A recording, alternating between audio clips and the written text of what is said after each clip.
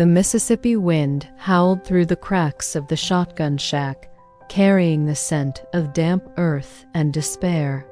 6-year-old Barbara huddled closer to the stove, her dress stitched from flour sacks scratching against her skin. "Mama," she whispered, "why do the other kids laugh at me?" Her mother, hands raw from washing floors, replied, "Because one day the whole world will listen to you instead." Barbara's childhood was a tapestry woven with threads of hardship and hope.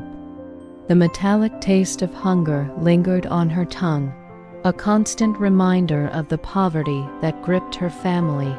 She watched her mother's hands, once soft and gentle, grow calloused and red from the harsh bleach used to scrub white families' floors. The sting of chemicals seemed to seep into their very souls, a testament to the sacrifices made for survival. In a time when segregation ruled with an iron fist, Barbara's mixed-race family stood out like a sore thumb. Her Jewish father and Black Cherokee mother faced a barrage of racial slurs, each word a dagger aimed at their dignity. Young Barbara learned early on that the world could be cruel, but she found solace in the most unexpected of places: a tattered book of newspaper clippings she lovingly assembled. This makeshift tome became her escape hatch, a portal to a world beyond the confines of her impoverished reality. As Barbara grew, so did the shadows that threatened to engulf her.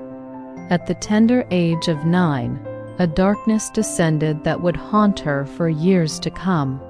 "Don't tell anyone," her cousin warned after molesting her, his voice a sinister whisper. "No one will believe you." The weight of this secret threatened to crush her spirit, but Barbara found an unlikely ally in the power of words.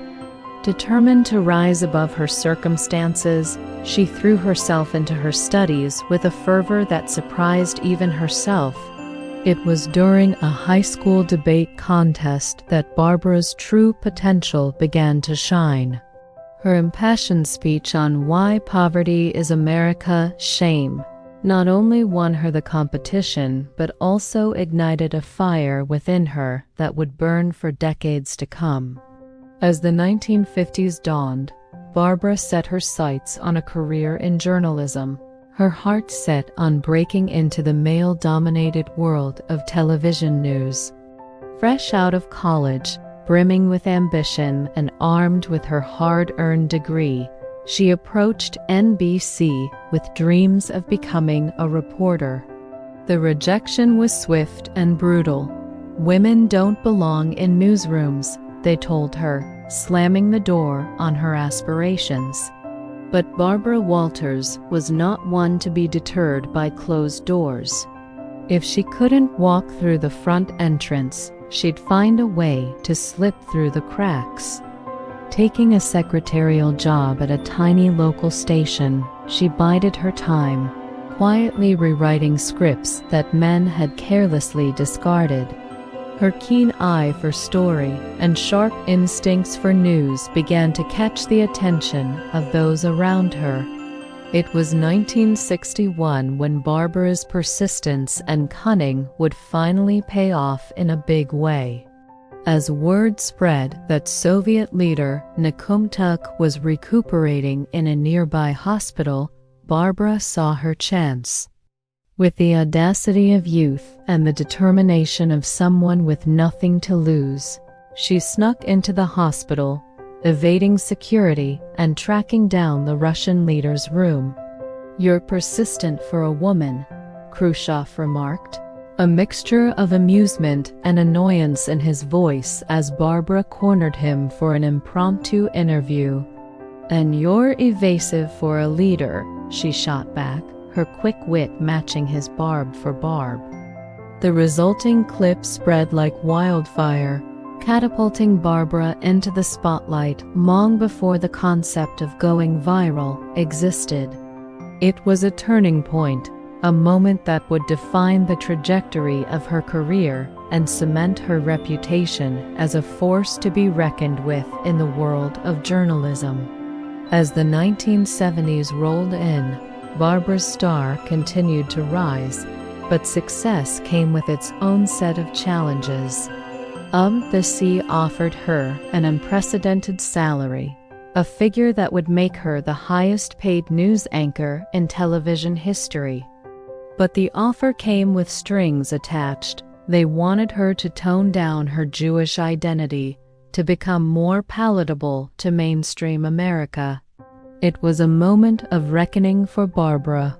The little girl who had once worn dresses made from flour sacks now stood at the precipice of unimaginable success. But at what cost? In a move that would define her career and inspire generations of journalists to come, Barbara took to the airwaves in 1976 with a simple yet powerful statement: "My name is Barbara Walters, and I won't apologize for it." The gamble paid off. Viewers, drawn to her authenticity and unwavering commitment to her identity, tuned in droves. Ratings soared, and Barbara Walters became a household name, her interviews with world leaders and celebrities alike becoming must-see TV. But even as she scaled the heights of professional success, Barbara's personal life was marked by struggle and heartache. The irony was not lost on her. While she was interviewing presidents and royalty, her own daughter was battling a crippling drug addiction that threatened to tear their family apart. Success, Barbara discovered, was like her mother's bleach bucket. It burned as it cleansed, leaving scars even as it opened doors. As the new millennium dawned, Barbara found herself facing a different kind of challenge.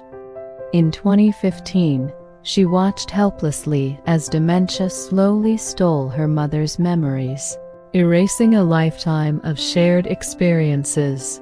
With a tenderness born of love and gratitude, Barbara spoon-fed the woman who had once prophesied her success, whispering, "You were right about the world listening. Mama, you were right all along."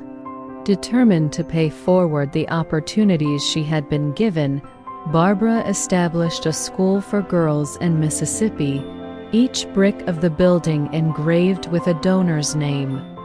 It was her way of ensuring that future generations of young women would have the chance to make their voices heard, regardless of their background or circumstances. On a warm spring day, as Barbara visited the school that bore her name, a young black student approached her, eyes wide with curiosity and admiration. "Ms. Walters," the girl asked, her voice trembling slightly, "how'd you get so brave?" Barbara looked at the child, seeing in her the reflection of her own younger self, full of potential, dreams, and the fire to change the world. With a smile that held the wisdom of decades and the warmth of 1,000 suns, she replied, "Child, I wore potato sacks so you'd never have to." As the sun set on her illustrious career, Barbara Walters could look back on a life lived in defiance of expectations and limitations. From the little girl in the shotgun shack to the trailblazing journalist who had interviewed everyone from Fidel Castro to Katharine Hepburn, she had indeed made the world listen. And in doing so, she had paved the way for countless others to follow in her footsteps, to speak their truth and to be heard. The whisper of destiny that had once been a faint promise in a poverty-stricken home had grown into a roar that echoed across generations. Barbara Walters had not just changed the face of journalism. She had changed the very fabric of American society, proving that with determination, talent, and an unwavering belief in oneself, Even the most improbable dreams could become reality.